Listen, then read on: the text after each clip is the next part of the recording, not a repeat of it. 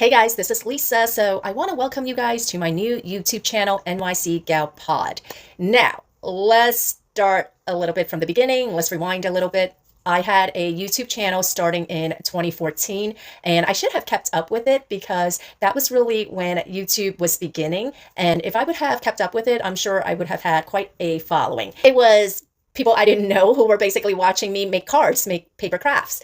And then I deactivated it because back then it took forever to upload. Like even if your video was just like 30 minutes long, it took forever to upload. I can't even believe that was like 10 years ago.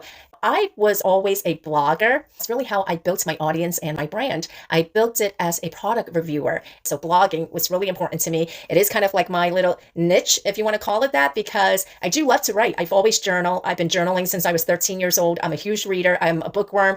And so I would take the time to write out very descriptive reviews, and it starts to be a little overwhelming. So in 2020, I was like, you know what? Why not make videos? I can make like a 1-minute video versus spending all this time, pouring over what I'm going to write. So I started doing that, and I made videos reviewing products. And my most viewed video is actually one where I did of a signature Woody doll. This channel, what happened, right? Why do I have a new channel? Okay, so when you monetize, they scrutinize your page a little bit more because they're paying you money. So of course they're going to be more critical and they're going to scrutinize you more. So I had a trending video. It wasn't viral. It wasn't something that had gotten like millions of views, but it started trending. It started trending because there was a lot of views within a very short time frame. Now, when that happens, the algorithm, the bot terminators, I call them, the bot terminators will flag your account because you're somebody who has been on the platform since 2020. And while your following has grown, it's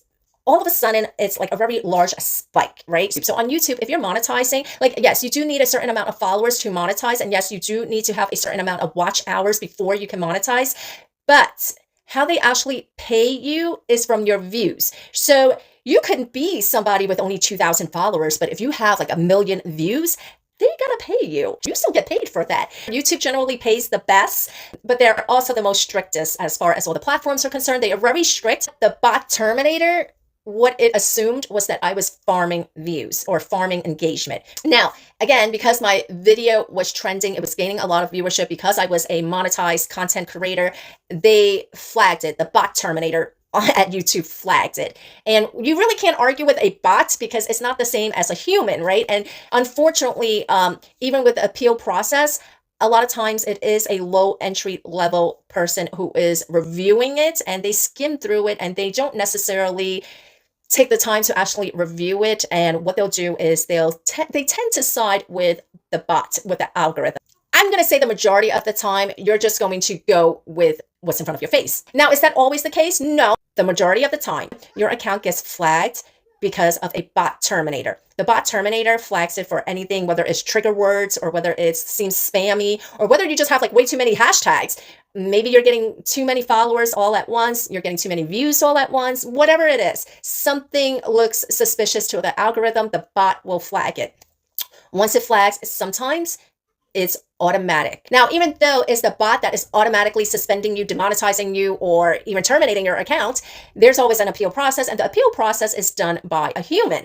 But again, that human's job is to basically look at appeals all day. And some appeals are legit, but some appeals are just like, they're ranting and raving and whatever. So imagine somebody, a low entry level Google employee who works at the YouTube department, their job is to basically have a human review of the appeal. Now, I'm going to say that 75% of the time, the human that is reviewing your appeal, they're not going to deviate from what the algorithm or what the bot terminator told them.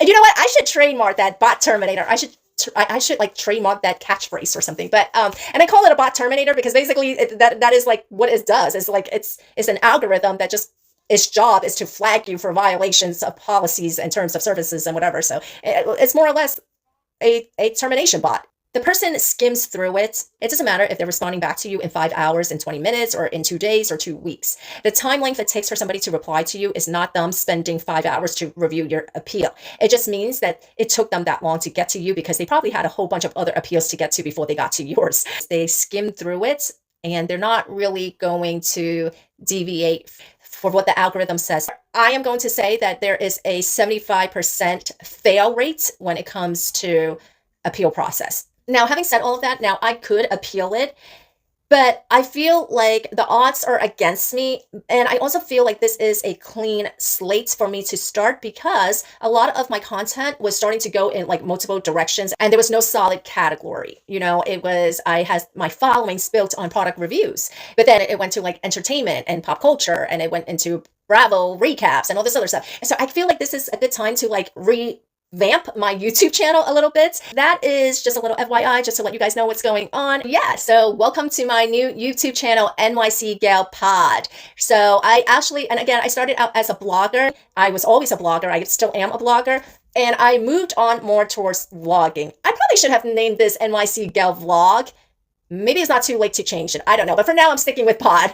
But welcome to my new channel. Don't forget to hit the like, follow, subscribe, leave me a comment, and all that good jazz.